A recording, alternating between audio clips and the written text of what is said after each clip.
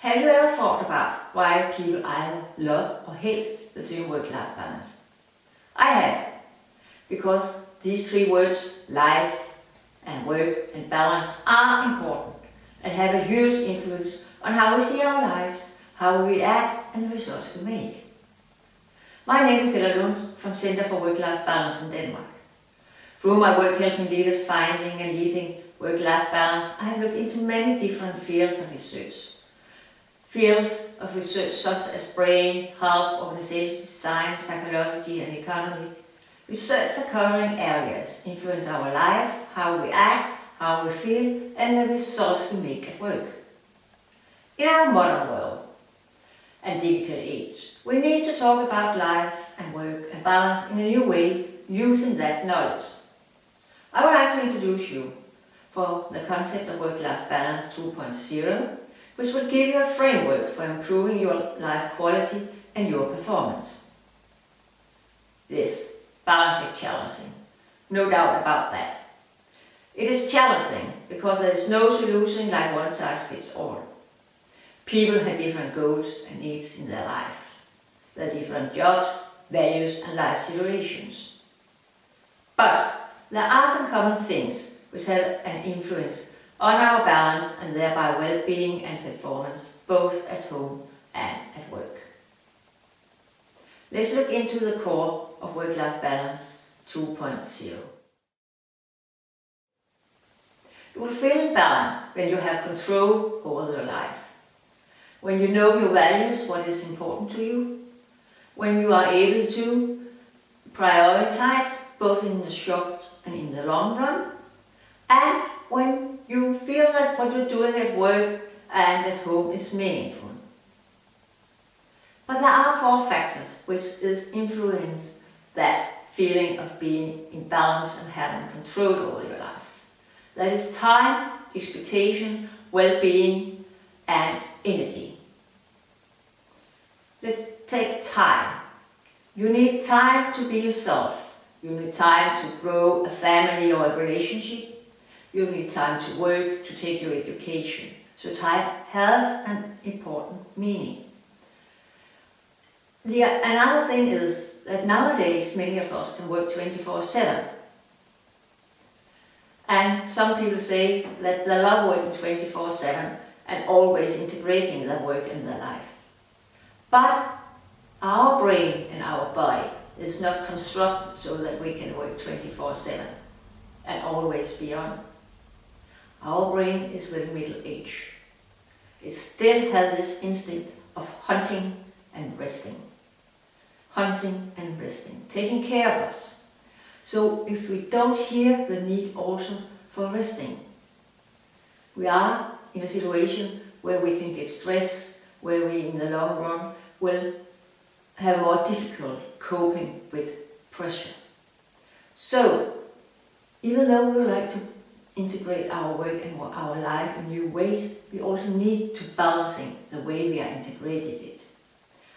This is a few examples about how time had an influence on our balance and control and feeling able to cope and perform.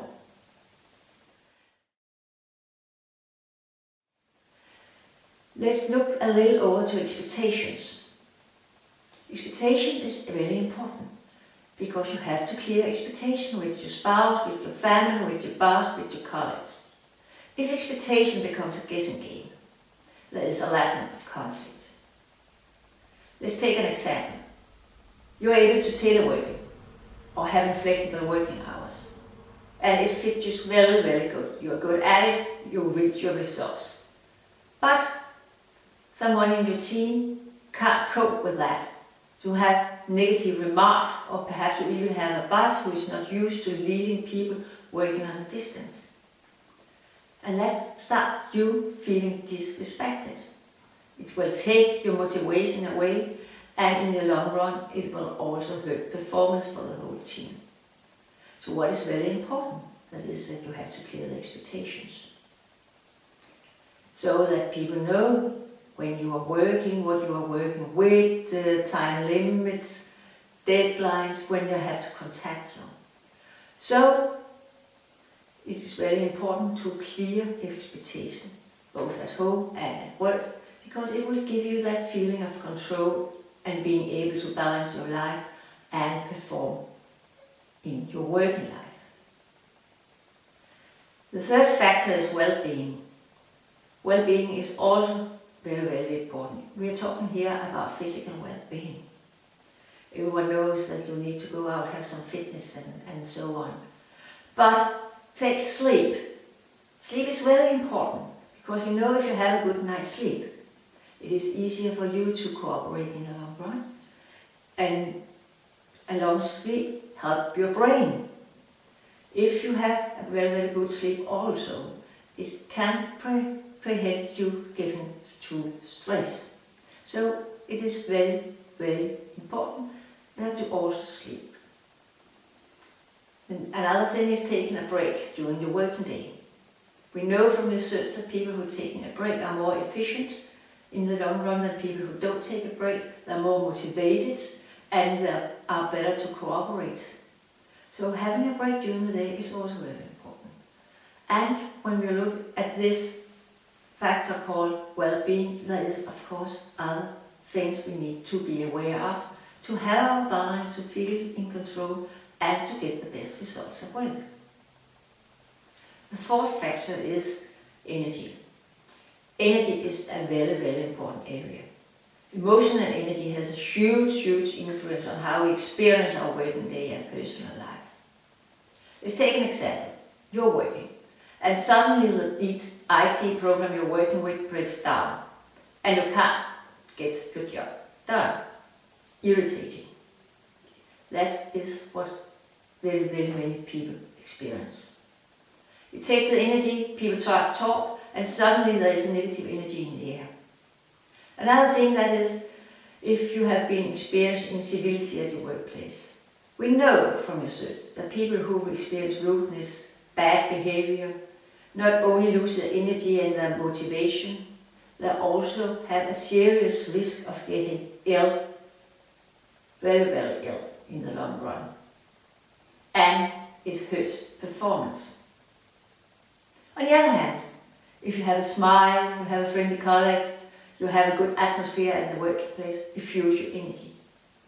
It also fuels your energy if you had a task which was very, very good performed, everyone was happy, and there was just a very good flow. Can you recall that feeling? That gives you energy. And energy is something that you take with you home. There is a spill over from work to home and the other way around, of course. So it's very important to have a good energy. So this is a little about the concept of work-life balance, how different factors have an influence in how we feel controlled and balanced and able to perform. And you need to work with all those factors, both to get a richer life and a better performance at work. And as a leader, you will be able to have a significant better performance knowing those areas and working with those areas. So, Work-Life Balance 2.0 is a very, very good framework working with. And if you like some more information, you can look into my webpage www.worklife-balance.dk. You sign up for my newsletters and get some more tips and information, and you can look into some of the tools. Thank you.